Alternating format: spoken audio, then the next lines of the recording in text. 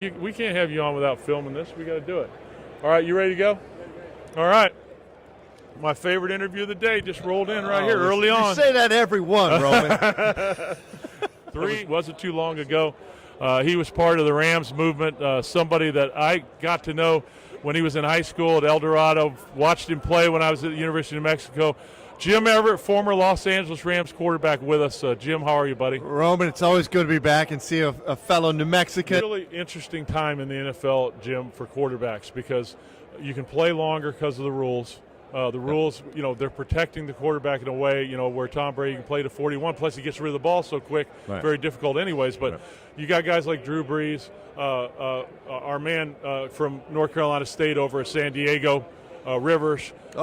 You got Tom Brady, and then you got Patrick Mahomes and Watson and Goff, and it's like a collision of today's greats and future greats. We saw it in the playoff game with the Chiefs and the Patriots. So, talk to me about where we are at the quarterback position right now. I think there was a point in time, especially when Peyton Manning was coming and there's Tom Brady. We're like, who's going to be the young quarterbacks coming up? And Aaron Rodgers is middle aged.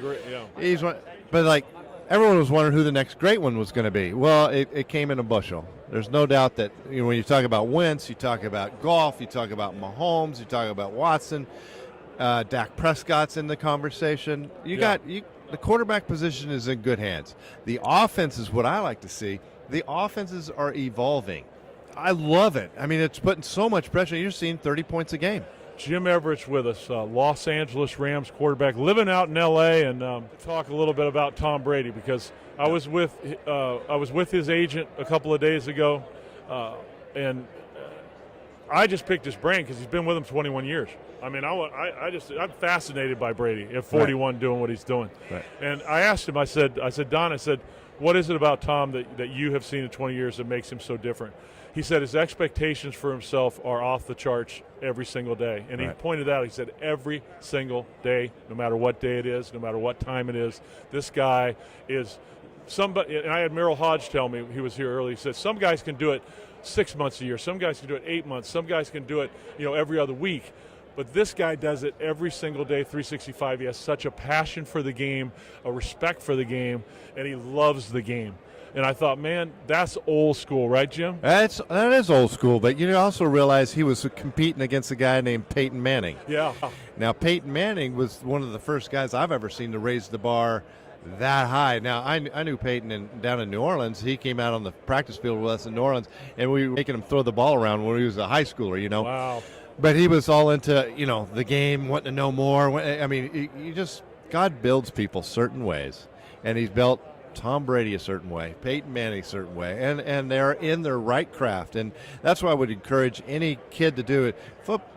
Playing quarterback might not be your deal, but whatever it is, God built you to do something and be the best at it. But what we're talking about with those guys is it doesn't matter what you do in life. Those are habits.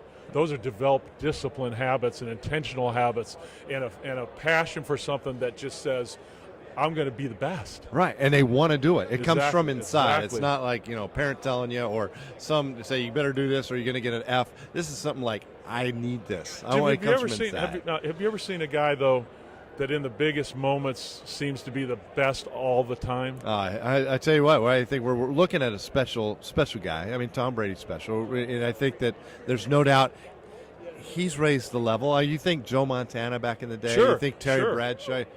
Well, you got to think, Tom Brady. I mean, been with the same system 17 years, same head coach. I mean, it's rare.